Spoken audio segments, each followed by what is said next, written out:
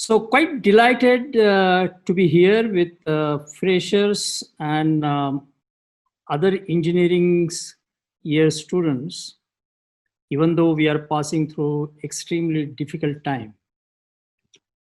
Uh, in fact, celebrating such days would probably boost up our spirit to do better, even in the challenging situation.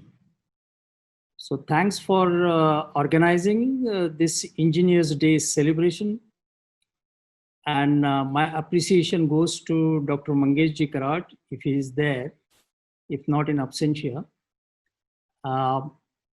Professor Rawande, Mr. Robesh Maiti of former Vice President Tech Mahindra, and Dr. Sunita Karat, who has been managing your great smart campus in so efficient way.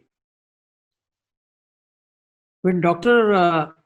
Rawande called me, I was of course happy because I'm an engineer, and Engineers Day is in a memory of Bharat Ratna Sir Vishwesvaraya, the engineer par excellence. So it's an honor to speak on his day when we recall him and his work. He told me that it should be motivational, because I believe that I'm addressing mainly the students. And I don't know what kind of motivation I can give in this challenging situation of COVID-19. So I suggested him the topic of my talk would be re-engineering our future. I think everybody is looking for a short-term future when COVID-19 will go away. But I'm talking about a long-term future, which is how to mainstream sustainable development in all our activities, not only as a student, but also as a citizen of India and global citizen. And the picture that I have selected there is not a decorative picture.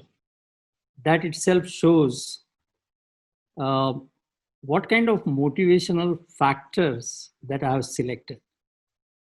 These are absolutely natural colors. Yes, they can be painted by a good painter, but they cannot be created in reality. And I think that is the motivational thing that I would like to present in this talk, which I believe will be anywhere between 20 to 30 minutes.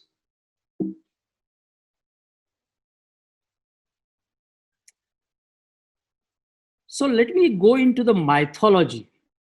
My presentation is 20 to 30 minutes, so don't get scared that I'm starting from mythology and coming back to the present 2020, which will be a long presentation. But I'm starting with this because it's good to start with Ganesh. That's number one. Number two is Ganesh represents the first transplant, which in fact is a quite engineering achievement. Of course, it is a medical achievement also, but the medicine and engineering combines in many circumstances. You can also see rat there, and I will come to that later on. Then probably you people have heard about Durva. It has a botanical name which I cannot pronounce it, but Durva is something with a bunch of it, we offer it to Ganesh. But those Durvas have tremendous medicinal values. And that is another aspect that I want to present, that nature has so much to give it to us.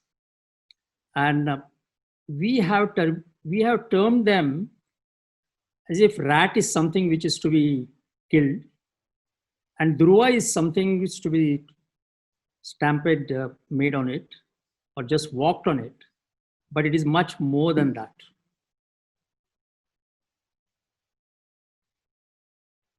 So many people say that human beings invented a wheel. And as an engineer, probably human beings means there must be some engineer who invented it, because he wanted to roll something heavy loads. And I feel that real engineer par excellence, it was since 30 million years back. That insect that you see there is called as a dung beetle. In Marathi is called as a shenkida. And in Hindi, our national language, we call it gobar kida. Now you will wonder why I'm starting with my presentation with Ganesh and immediately after the dung beetle, because I want to emphasize great things about the space technology, Internet of Things. We talk about engineering marvels. Of course, some of the things which was done by Bharat Ratna Sir Visvesvaraya were really benefiting the society, because he took the water where it was abundantly available and took it to where it was not available. And that is a kind of irrigation studies that he did in order to equalize the water availability to the society. And he reduced that kind of inequality, which is of course one of the SDGs. But I'm talking about this particular insect, dung beetle. Dr. Rawande, this is probably not a motivational picture in any of the motivational lecture, but I want to make it. You know what that dung beetle is doing? It is rolling the dung ball. Where it is taking it? To his habitat. Because there are his progenies. His next generation waiting to be fed on. And some of the beetles also use it for building their own house.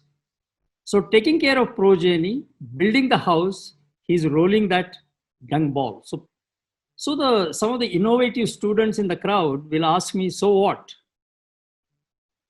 The point is, this dung beetle invented that ball.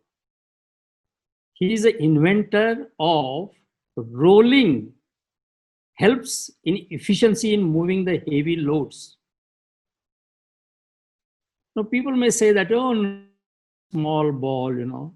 So what is so great about it? Now, some of these beetles scientists have found they can roll the ball of 1,000 times the weight of that particular beetle.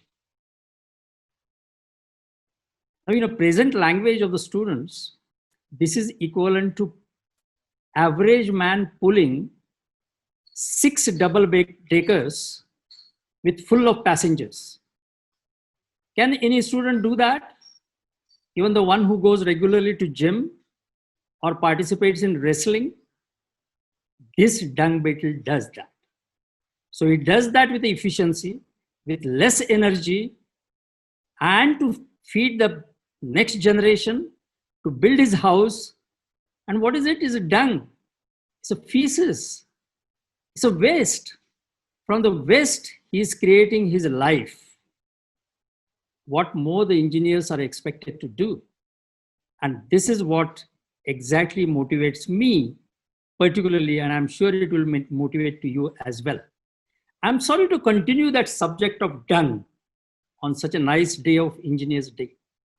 But look, these are male and female dung beetles. They are communicating with each other because they find that the surface on which this ball is to be rolled is not even. So what do? This is what they do. One pushes from the hind legs and another pulls from the front end. Now, we all great people talk about Newton's laws, pull and push, which is more efficient. 30 million years back, these beetles learnt it, even if they did not go to the classroom to learn the theories. And I can assure you that they will succeed in taking these balls as quickly as possible. Now look, they have to search for the dung, okay, and then take it to the habitat. Naturally, the question comes to our mind, those who use the Google map, how do they know how to go exactly to the habitat? Scientists have done research on it. And the engineers are now finding it out more and more about it. They look at the stars, they look at the Milky Way, and then they find a direction. Now you'll ask, how do they see Milky Way during the daytime? Well, this is exactly is the more research need to be done on it. This is another insect you all know. It's a honeybee. We drive it away because it creates a nuisance. That insect, honeybee, it is valued at, if you find the ecosystem valuation in terms of what eco services it gives it to us. As you know, our PMC and BMCs, they give services to us by putting water and electricity and gas and all those things. But this one gives the eco service of pollination. The total value in Michigan state has been calculated by the technologist. It is $800 million per year. And Food and Agricultural Organization, which I had a very close contact during my IPCC days, they have calculated that this is equivalent to about 190 billion US dollars all over the world, the pollination services. And we think that the bees only gives honey. I think that is a small part of it, because we humans are only interested in knowing about the honey and taking it early in the morning. Difficult to recognize for the students who have lived in the cities. This is a mound of ants. And this is a building. This will be recognized by all the students. This is a multi-story building. Some trees in a balcony, but forget about that. This particular building has been built by one architect in Zimbabwe, Harare, which is the capital of Zimbabwe, based on the knowledge he got from the ants by building these mounds. Who can be more and better efficient engineer for air conditioning the house or building the house, which consumes much of the less energy? In fact, the mounds of the ants are the most efficient green buildings on this earth. Not the one who has got a certificate from Terry, Green Building, or Indian associations. Why? That engineers have done the studies. They have found that mounds, when they are getting built, the ants have various networks dug in the soil, wherein they get the fresh air and release that from the top of the mound. And they constantly keep on blocking certain airways and opening certain airways. And in Zimbabwe, the temperature varies from very cold 0 degrees centigrade to maybe 40, 45 degrees centigrade. But when the scientists inserted the thermometer from the top right to the bottom of the mound, they found the temperature always remains constant, anywhere between 28 to 30 degrees centigrade, without vapor compression, without a compressor, and without condenser, and without evaporator, which all these Voltas and Blue Star and all those things are building up. Most energy efficient air conditioning building ever to have. Somebody can now find out how many years back ants came on this earth. Well, it's all not about civil engineering. Let's go to the chemical engineering, which I studied in IIT Bombay. Sorry again for not going away from insects. But I think the insects are more important for engineers to get ideas. Not the life of Bill Gates, not the life of Steve Jobs, but the life of insects. These insects, this particular insect is called as a bombardier beetle. Now, look, I don't know how many chemical engineers are around in the audience or who are listening to me. These bombardier beetles, they get the name because they have the defense system. When the predators approach this small insect, they release the high pressure gas so that the predator can run away. Chemical engineers and chemists have analyzed this gas. They have analyzed the system. They have dissected it. Post-mortem, they have done on these beetles. The post-mortem nowadays is every day it comes on a TV, right? So people know what the post-mortem is. How does it do it? There is storage of hydrogen peroxide in the abdomen of this particular beetle. And there is a hydroquinone. I'm quite familiar with these substances. Maybe the mechanical engineers are not. But when you combine that, it produces a gas. And there's a gas chamber.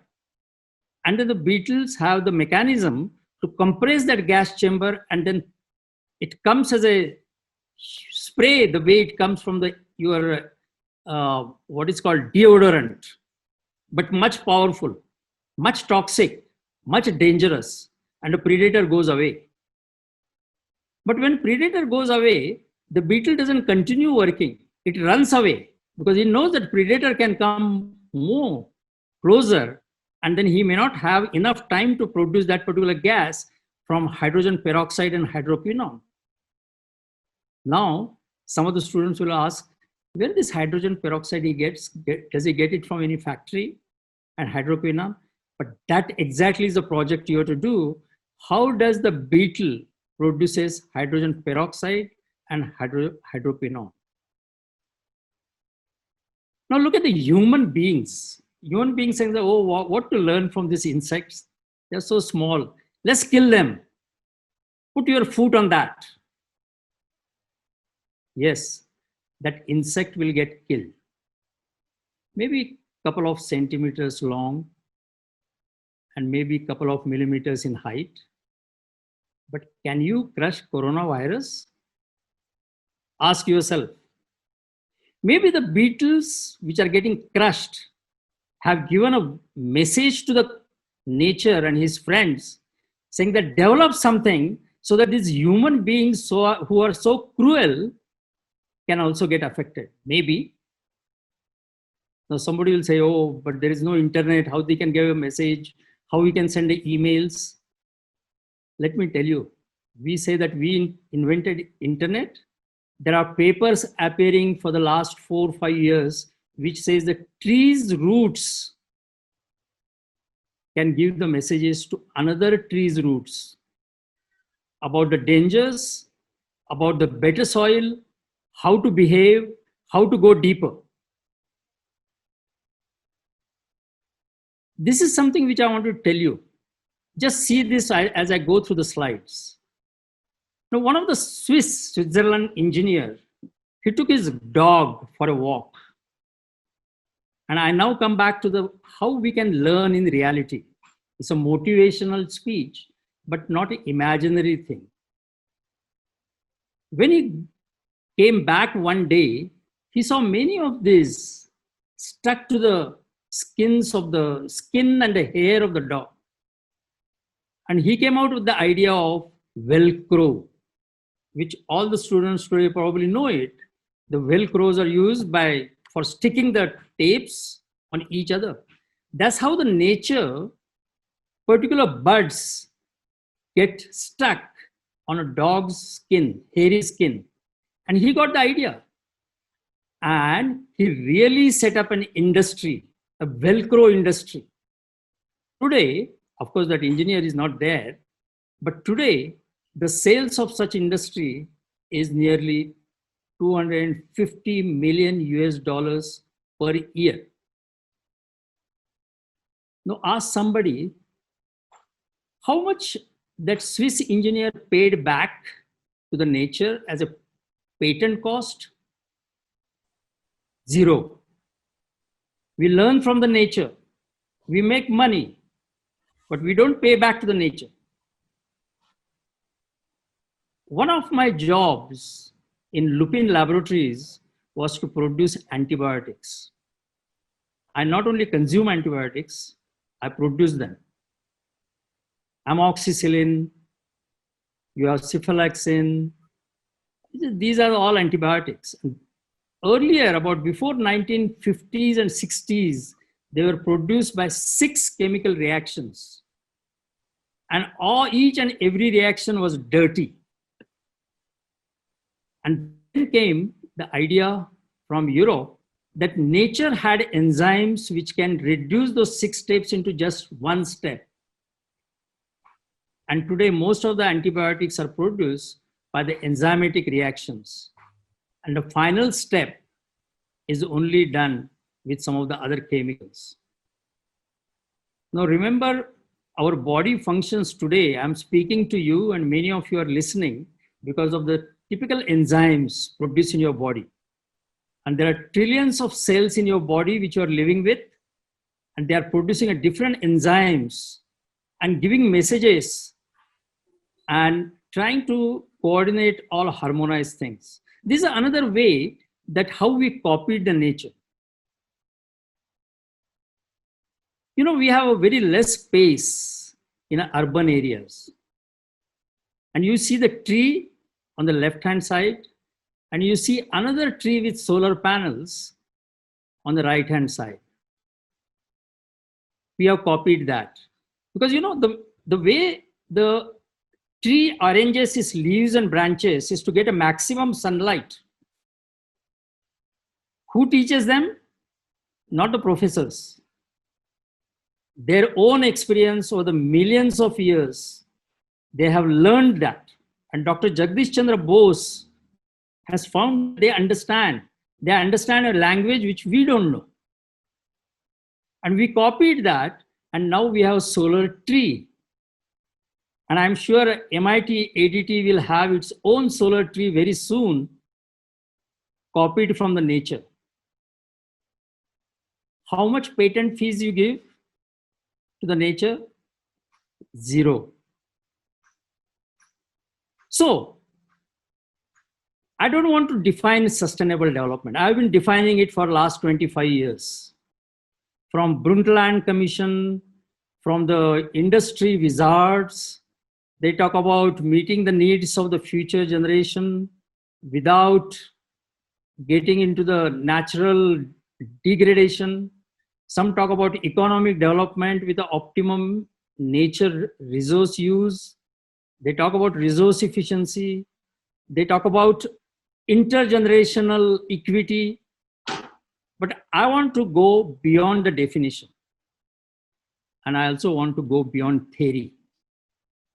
I want to tell students, just do it. How? Come out of classroom. Don't remain. You go in the field, observe the nature, and do it. My previous speaker, Dr. Maiti, he now goes to the field. Maybe when he got first job, he went into the mechanical engineering workshop, tried to learn from seniors, from the operators, from the machines. This is a chance for the today's students to learn from the nature. Luckily, you have in MIT ADT excellent nature. And this is what exactly our project is about, Smart Campus Cloud Network, which I believe Dr. Rawande, Lalit Kumar, and Suraj Boyer has already forwarded the message about the Smart Campus Cloud Network, which links your activities outside the classroom to the Sustainable Development Goals and share it with other universities. That links you to the other university. Don't be claustrophobic.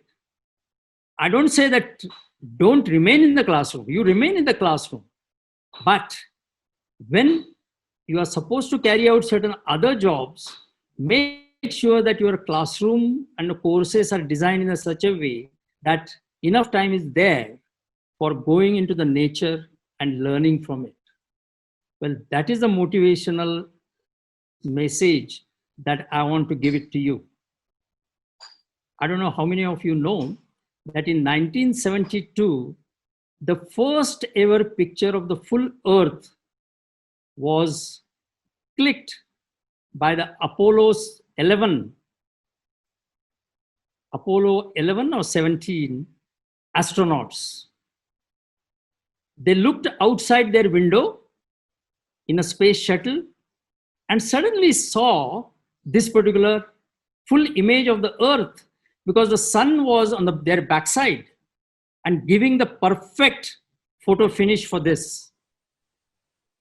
And see how nice it looks like. It's a blue jade. That is our home. This is the home where for millions and billions of years, the nature has developed. They have learned the engineering. The engineering is not from the industry revolution. Engineering was there for millions of years back. And we have learned only that engineering which started 200 years back or 250 years back. And if you don't care for this nature and crush them under your feet, because you feel that human is powerful and I have to make only profit and nothing else, then this is what you will have. I think the astronauts searching for another home will see that kind of Earth from their windows. That is likely to happen after sixth extinction, which is approaching so fast. I will not go into detail of it because my motivational speech has already finished. Thank you very much.